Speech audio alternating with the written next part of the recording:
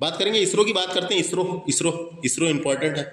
इसरो इसरो का full form पूछा, भारतीय अंतरिक्ष अनुसंधान संगठन होता है, संस्थान नहीं संगठन होता है, जिसको इंग्लिश में क्या बोलेंगे अपन, इंग्लिश में बोलेंगे इसको Indian space research organisation. Indian space research organisation, Indian, ये है Indian space research organisation, B वाला होएगा, है ना। इसका फुल फॉर्म है दोस्तों, याद रखना है।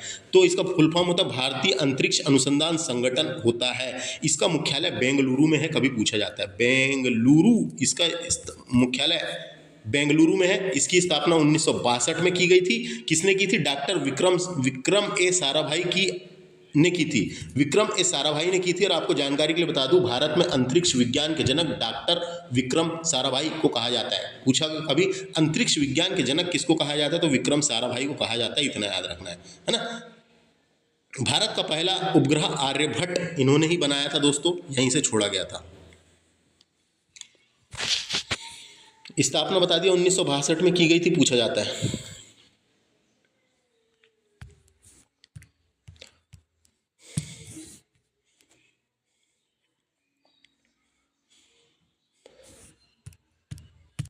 एनजीटी का फुल फॉर्म पूछा है दोस्तों, नेशनल ग्रीन ट्रिब्यूनल होता है। नेशनल ग्रीन ट्रिब्यूनल होता है, एमपीपीएससी में आ चुका है क्वेश्चन और कई परीक्षा में आएगा, है कि नहीं। एनजीटी क्या है, तो आपको जानकारी के लिए बता दूं, राष्ट्रीय हरित प्राधिकरण अधिनियम 2010 द्वारा स्थापित किया गया था। 2010 में एक अधिनियम बनाया था, उसके द्वारा 2010 में ही स्थापित किया गया था। भारत में एक राष्ट्रीय हरित प्राधिकरण की स्थापना की गई थी इसके तहत। तो राष्ट्रीय हरित अधिकरण पर्यावरण से जुड़े मामलों को संभालने वाला एक विशेष निकाय है दोस्तों, विशेष निकाय है। इसकी स्थापना 18 अक्टूबर 2010 को की गई थी। कब? 18 अक्टूबर 2010 को की गई थी, हुई थी। यह पर्यावरण संरक्षण, वनों और प्राकृतिक संसाधनों से जुड़े मामलों को सुलझाता है। यह पर्यावरण से जुड़े किसी भी कानूनी अधिकार को लागू कर सकता है दोस्तों। यह पर्यावरणीय नुकसान के लिए मुआवजा व राहत भी देता है। पर्यावरणीय विवादों को सुलझाने के लिए एक विशेष निकाय है दोस्तों ये एनजीटी को पर्यावरण अदालत भी कहा जाता है, ये पता होना अपने को, है ना। देखिए नेक्स्ट क्वेश्चन है जीएसएलवी। जीएसएलवी का फुल फॉर्म क्या होता है करके पूछा है दोस्तों। तो जीएसएलवी का फुल फॉर्म होता है geosynchronous satellite launch vehicle. Satellite launch vehicle होता है, ये होगा इसका आंसर नंबर पहला। यह भारतीय अंतरिक्ष अनुसंधान संगठन इसरो द्वारा विकसित एक उपग्रह लॉन्चर है। इसका मकसद जियोसिंक्रोनस उपग्रहों को लॉन्च करने की क्षमता हासिल करना है दोस्तों, याद रखना है, इसका आंसर हो जाएगा ये। तो क्या है ये? तो एक लॉन्च व्हीकल है, एक लॉन्च व्हीकल है, याद रखना है। नेक्स्ट क्वेश्चन है डीआरडीओ का फुल फॉर्म क्या होता है। तो डीआरडीओ का फुल फॉर्म होता है defence research and development organisation.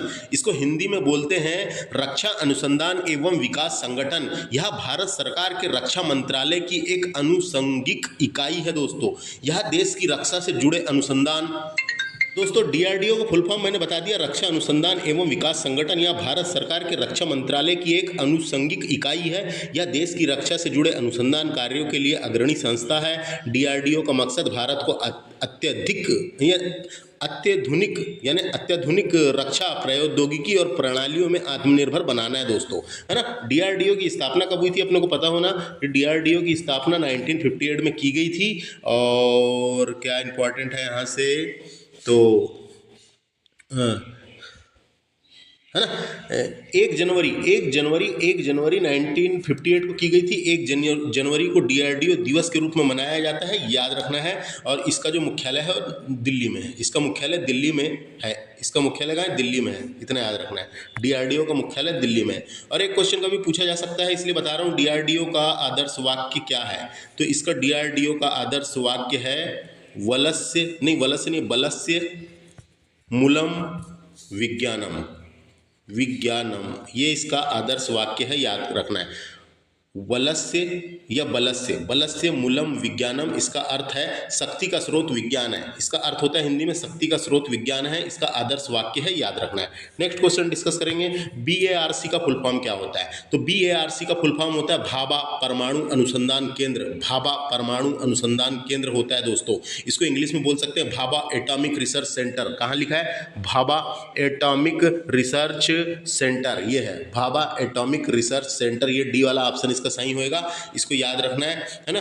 परमाणु, तो क्वेश्चन आता है दोस्तों कि भारत में परमाणु विज्ञान के जनक कौन है, तो भारत में परमाणु विज्ञान के जनक है डॉक्टर होमी जहांगीर बाबा को परमाणु ऊर्जा का जन्मदाता माना जाता है, याद रखना है इनका नाम, है ना, इसका फुल फॉर्म याद रखना है बस।